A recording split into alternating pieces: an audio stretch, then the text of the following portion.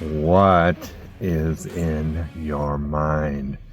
Right now, what are you thinking? Close your eyes and imagine your mind is a chalkboard, and everything that's on your mind right now is on the chalkboard. Start reading it to me.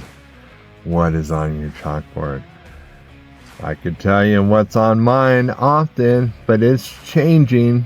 So we're going to get into that in today's podcast. Today's podcast is going to be a great, highly practical, I think they're all highly practical, but a want to listen podcast. So let's get the music going here. I'm turning it a little louder than I've had it before. So,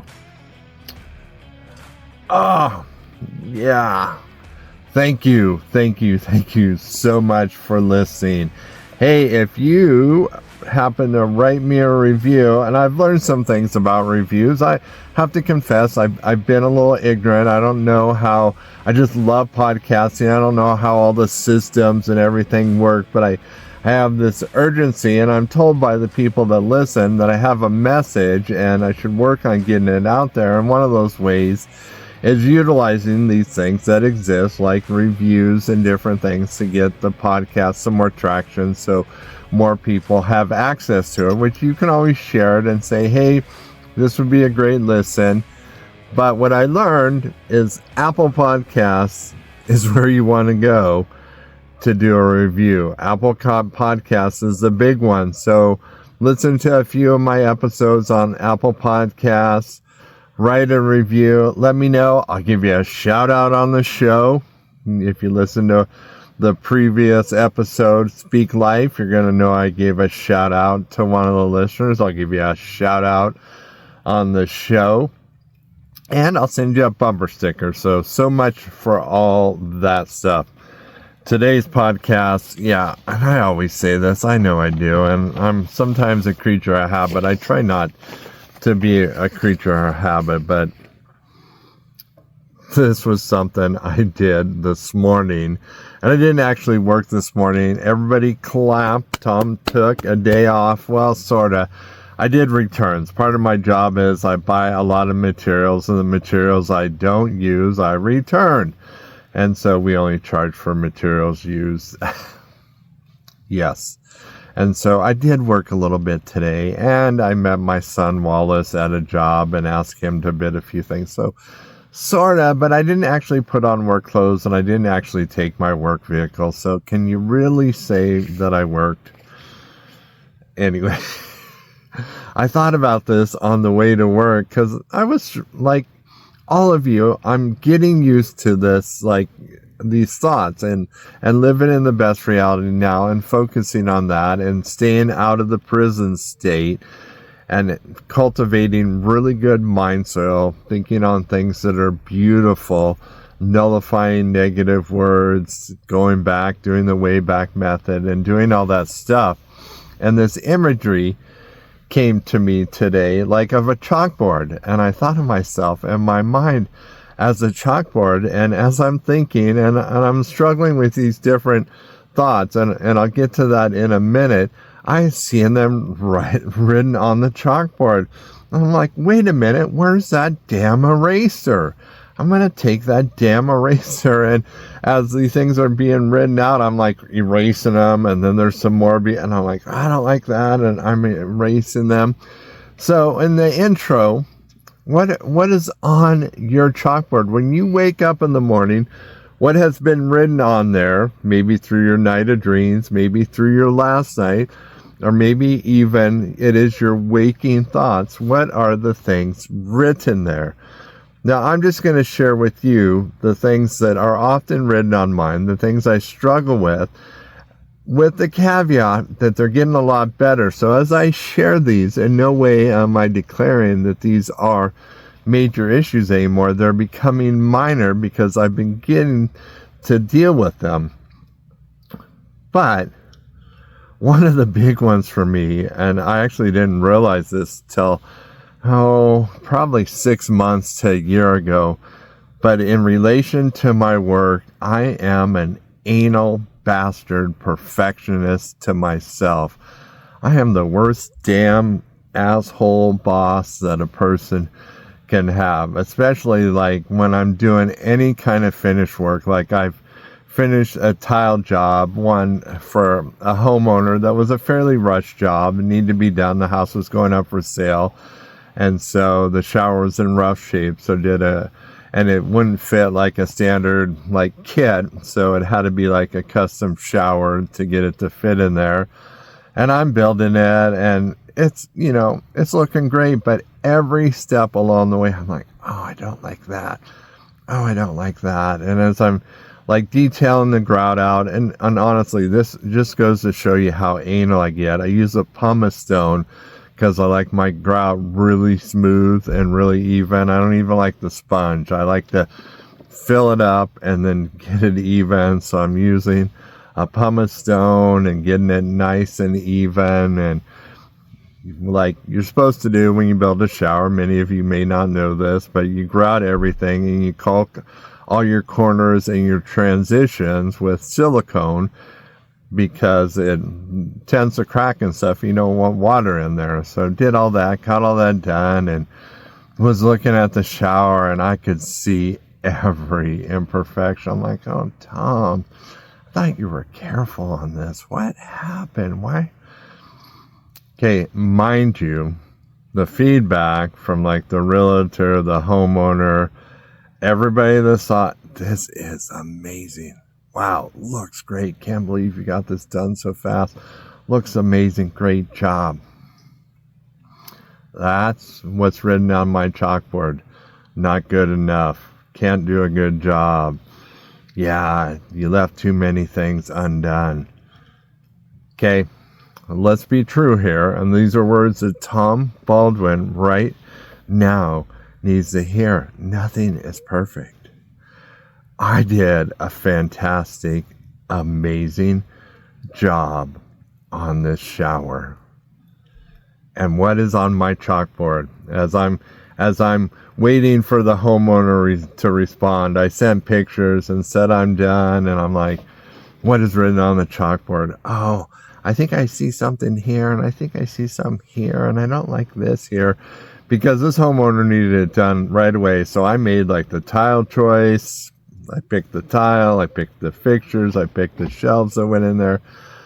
And my mind is like, and time again, I am proven wrong, but still on that chalkboard is like, and it's getting better, okay? I'm saying it doesn't happen as often, but on the chalkboard is written, oh, you didn't choose the right stuff. They're going to see this. They're going to say that.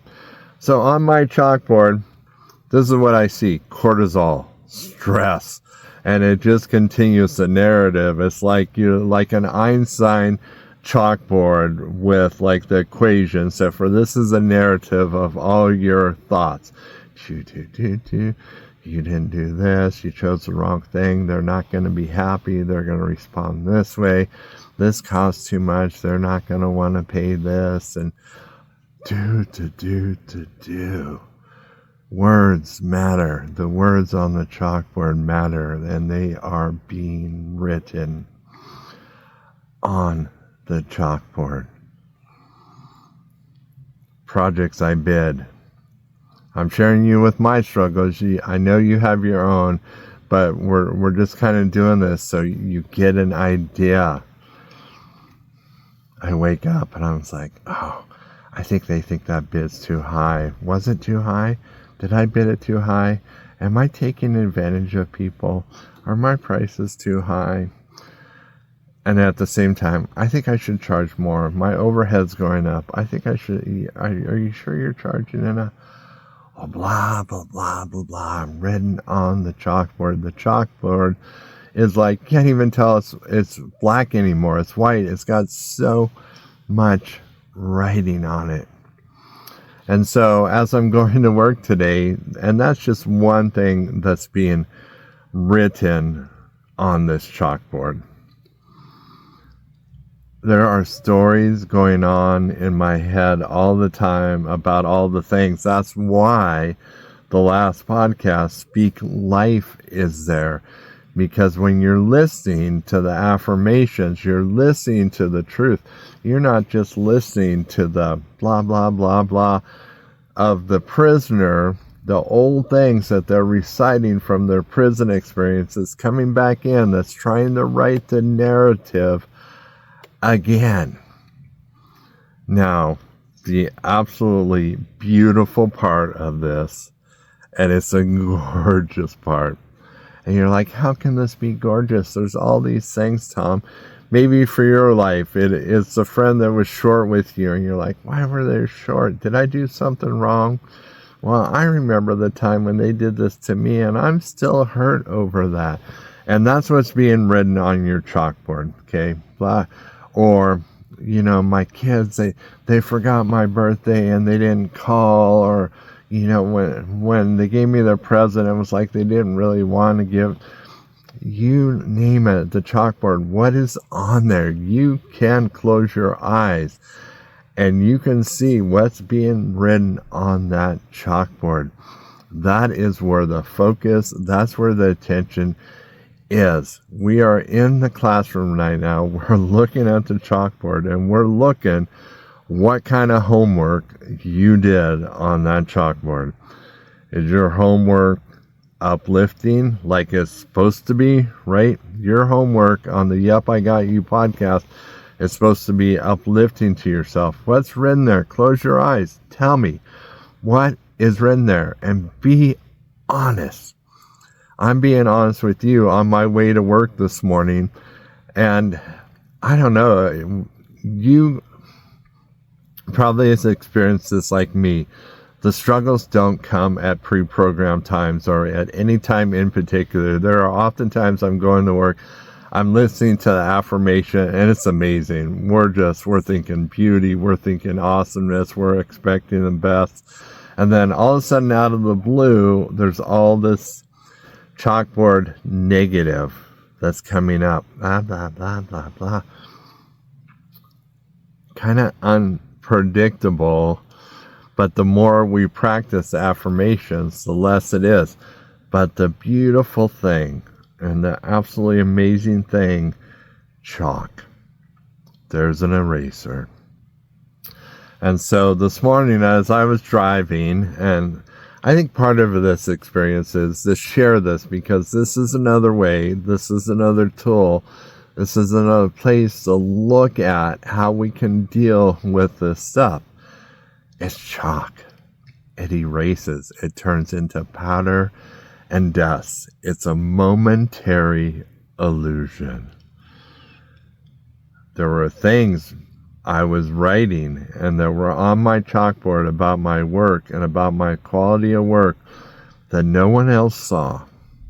It was an illusion that was written there.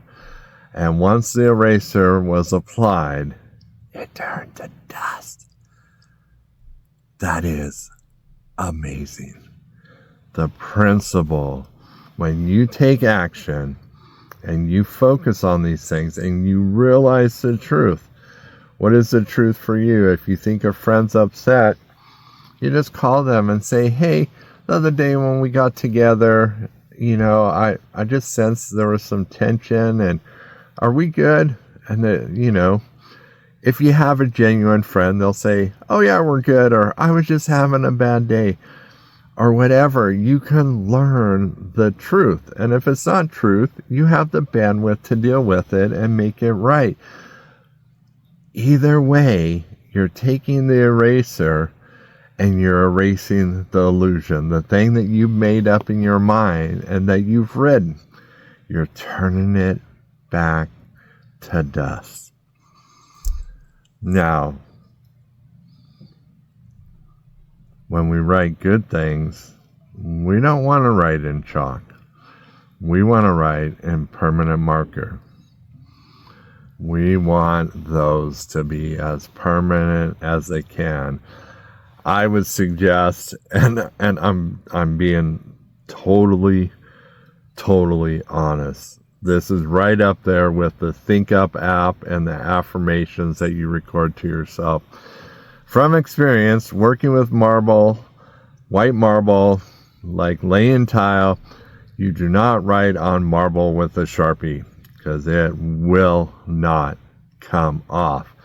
It's like you go to the tile store or wherever, get yourself some seconds, some scraps of tile, and those affirmation and those truths about yourself. And I'm going to do this for me and with my work is, excuse me, I'm going to do something really bad. I'm getting